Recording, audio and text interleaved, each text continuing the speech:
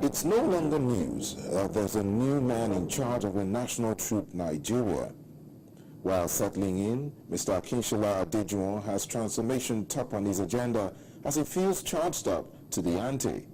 He admits that this success story cannot be written alone, so a meeting with those on this side of the divide is crucial to put everybody on the same page and give them a peek of what to expect while he's steering the ship. The job I thought I had cut out for me had been made.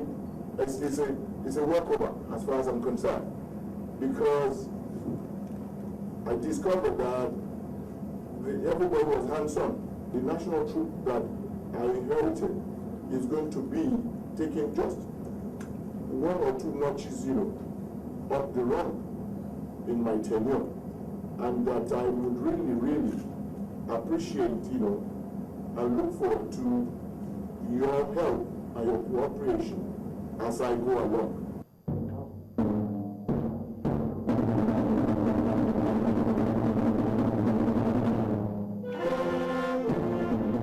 Days after, it's time to walk the talk, and this first stakeholders forum at the National Theatre sets the tone for the new era. Concerned individuals in the arts and cultural sector gather to rub minds and map out plans on the way to go. Whatever money we have, no matter how small, what I'm doing again is offering an seed money for all these ideas to be activated. And it is my belief that by the gospel, this will be realized as you offer us your ideas, offer us opportunities, and even the criticism that you may have. One of the great areas the National Troop intends to explore is how to play a greater role in resolving conflicts by taking some performances to violence-torn communities. So it seems apt that this talk, delivered by the President of the Society of Nigerian Artists, Professor Sunday Ododo, explored the performative expression in a conflict environment. For him, taking place to the rural areas as community theatre will make a better impact in the country. They are the ones who need to hear the words of wisdom that will be spoken through drama. Part of that, we will take performances to the barracks so that we can entertain the military when they return from the field. We are supposed to be out there on the field as often as we want, funds permitting. And for a taste of the pudding, a performance of a dance drama, Ajoyo, a celebration of freedom, further drives this message home.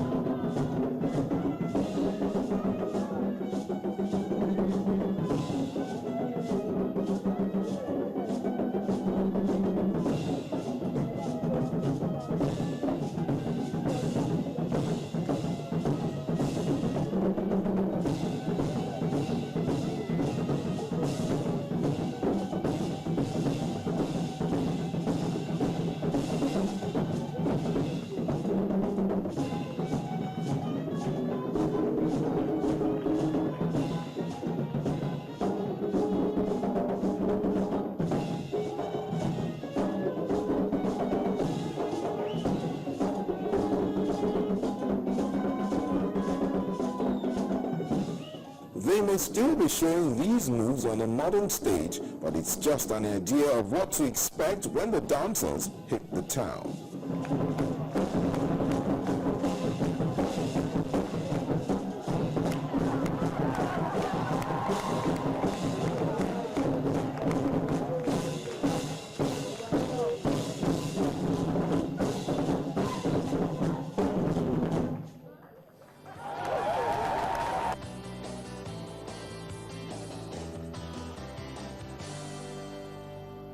You can enjoy Arthouse on any of these platforms.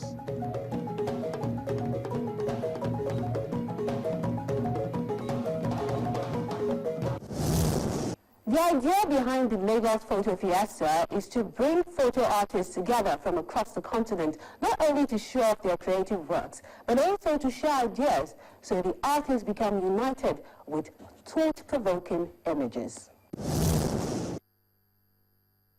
It's been the norm since 2010, a one-of-a-kind project in Nigeria, organized by the African Artist Foundation, AAF, determined to create a space for photo artists to continue to meet to tell the African story loud and clear through pictures. I managed with the previous series that is based on a real story about an African space program in Zambia in 1964, and everybody was like, oh, impossible, Africans want to go to the moon. So they didn't know how to react because it was, it's like, why, it is real, they didn't believe it. The works take one on a visual journey through the length and breadth of a big, strong and beautiful continent, capturing the people, the places and the practices, showing colorful scenes and thought-provoking emotions, which creates a platform for discussion. It's about using the medium to sort of, address certain issues and hope that people appreciate it and people sort of get an experience that you're trying to let them get. Because at the end of the day, it's about creating an experience for people, and you hope that they connect to that experience and they get the experience. This series explores Makoko, a slum community in Lagos sited by the lagoon. In the 18th century, it was just a fishing village, but it grew way beyond that, now as stilts are built on water for shelter. This historic site was to be turned to a prime waterfront. The news didn't go down well with the residents here. The Makoko story has intrigued many photographers who still feel the urge to bring this tale here. Makoko is maybe where all the photojournalists, Western photojournalists, come to take the beautiful picture of poverty in Africa.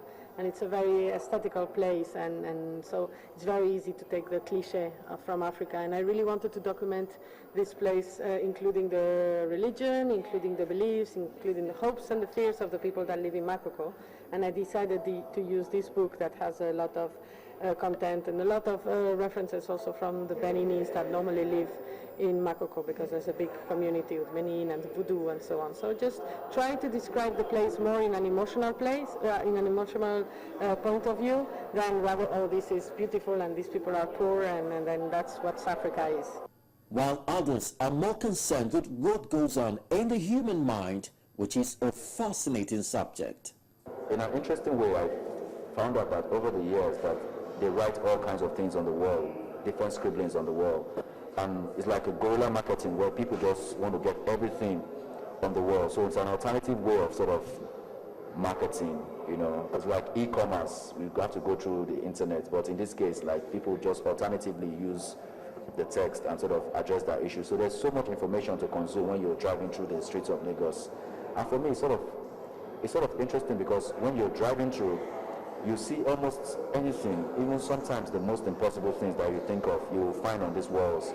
So why I use my body is basically to distort the message and to sort of ask the question of authenticity. How true are these messages that you find on the streets of Lagos? I'm just trying to describe and to turn into real something that is inside a 5-year-old kid.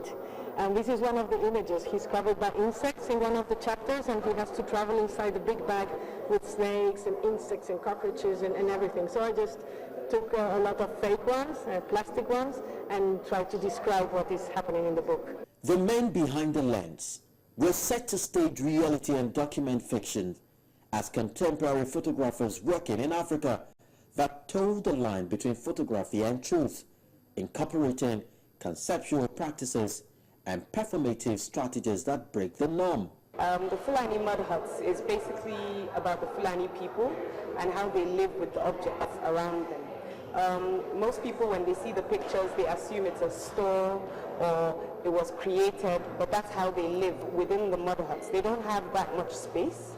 So what they do is everything that they use, from their cups to spoons, cutlery, buckets, is all designed into the building within the hut. So from outside, it's it looks like a regular hut, and then when you walk in, it's this amazing wonderland. It's like a dream. But the main thing, what makes it so beautiful, is the use of color. Within the walls, you can't see really close up, but you see their pictures.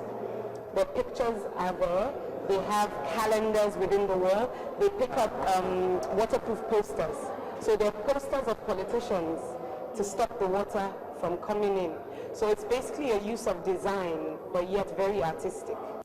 As a window to the world, these images stir up emotions by capturing the complex social and political concerns that define a new Africa in the 21st century.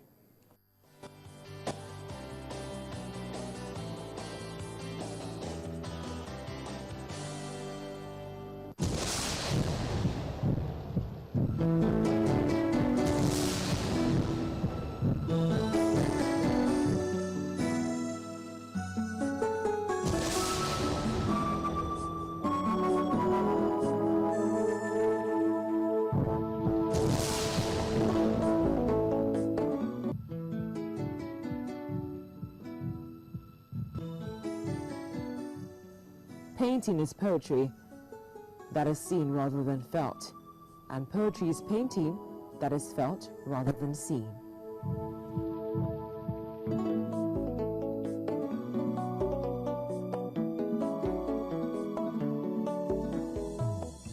A painter should begin every canvas with a wash of black, because all things in nature are dark, except where exposed by light.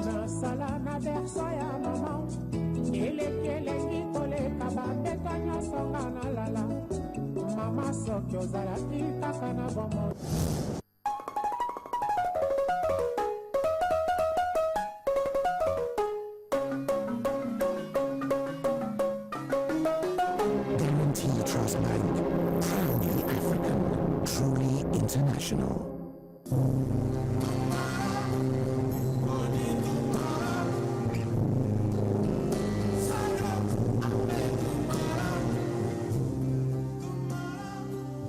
Aina Olebulu was a pioneering Nigerian modern arts teacher and painter who was an important figure in the introduction of arts into the curriculum of secondary schools in the country. He was also the major figure in Nigeria that promoted the drawing of environmental forms in a natural style and was known for his early modern work in portraiture. Born in Ijebu-Ode, Ogun State, southwest Nigeria in 1882, Aina Olebulu started painting at the early age of 12, inspired by the cheap reproduced illustrations of Western arts, which were prominent in many Nigerian magazines and religious books.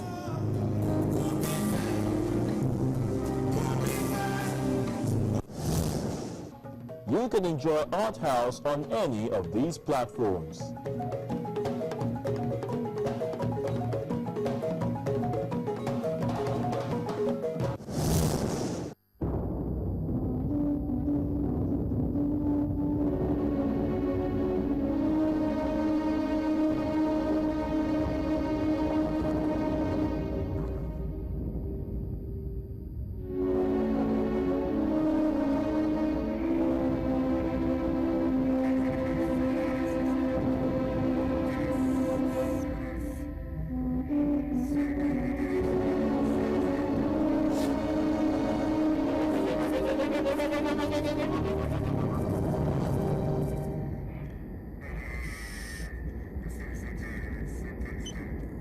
Wherever and whatever your banking needs, Guarantee Trust Bank will be there, now and into the future.